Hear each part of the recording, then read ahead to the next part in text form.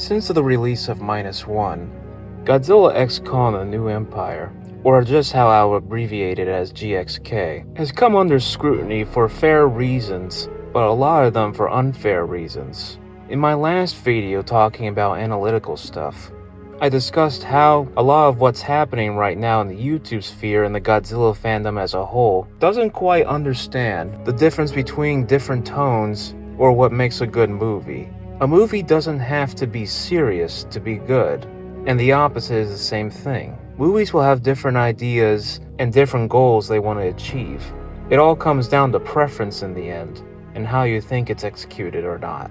But once the film came out, I reviewed it, and while I still loved the movie, I was still open to its criticisms, as I was still critical of the CGI and special effects during the promotion of it, even as people were saying I was nitpicking.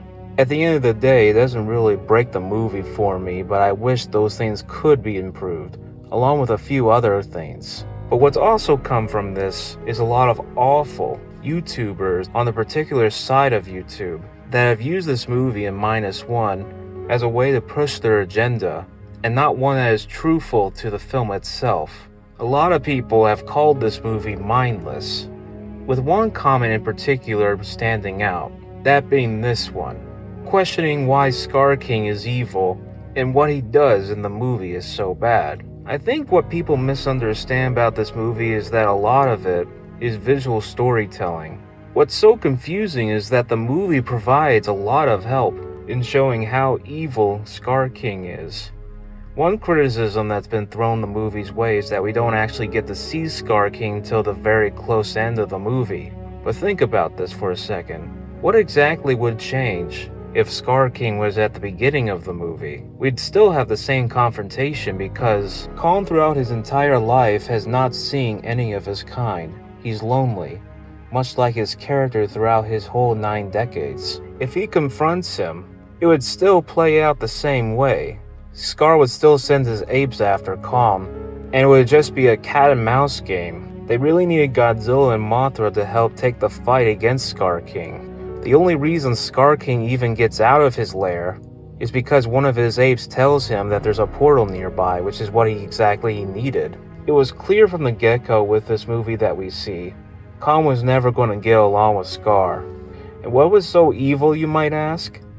Well, apparently a lot of people, including YouTubers and people inside the Godzilla community themselves, couldn't even pick up on the fact that there's heads on pikes when you get into the lair.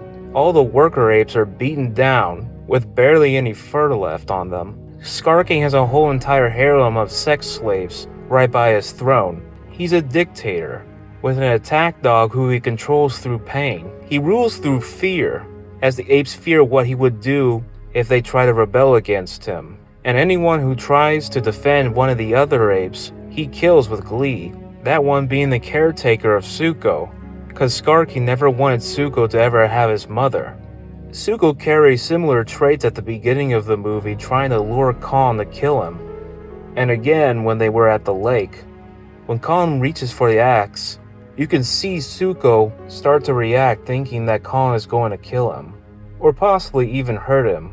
We can already tell, even without seeing Scar King himself, that we're setting up how abusive he is as a leader and a father. The visual storytelling in the background and with other characters tells us everything we need to know about Scar King before we even get to see him. Which leads us to Kong. In most King Kong media, he's always alone. He never gets to have anyone to interact with, which is why we have the Andero character, the closest thing he can come to. But life won't have it that way, because he's too big to be in this world, and he's unaccepted by humanity, which is why he's considered a tragic character. But in this movie, after so much suffering, if you go into the lore anyway, he finally meets his own kind, only for the first instance is them trying to kill him. When he finally reaches Scar King's lair, he realizes the pain that his kind is in, and wanting to do something about it, which is why he stands up for all of them, all ruling in fear by Scar. Scar King isn't a powerful villain like King Ghidorah or Destroya. What makes him so great is his ability to affect the others around him, and how he, Being the same species as Kong is a reflection of him, something that Kong will never be, something that Kong despises with a heartbeat. At the end of the movie, Kong, Zuko, and Shimo, who are finally free, return to the lair, and you see all the workers, including the one ape who Kong tried to help, shedding tears knowing that they're finally free. After nearly a century, Kong has finally been able to get a true happy ending for himself. It's an emotional and rewarding experience that we get to see these movies play out in the MonsterVerse. One of the best things that happened to the character, as we finally get to leave the story of the 1933 film in its shadow, and do something incredible. GXK isn't nuanced at all, but it doesn't have to be. I love it and -1. I'm living the best time as a Godzilla fan, and I know a lot of people are too.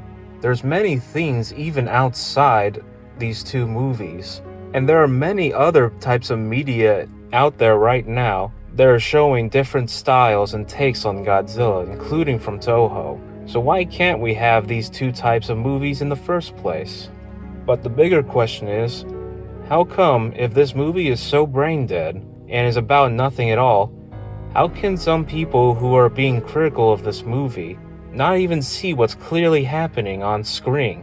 A lot of the attacks on GXK come off as petty, even as going as far as using it in really strange ways, and using it as an excuse to have racism for whatever reason, such as comparing the Asian cast of the movie to Indians, which I'm assuming they're thinking of Native Americans, which is completely different anyway.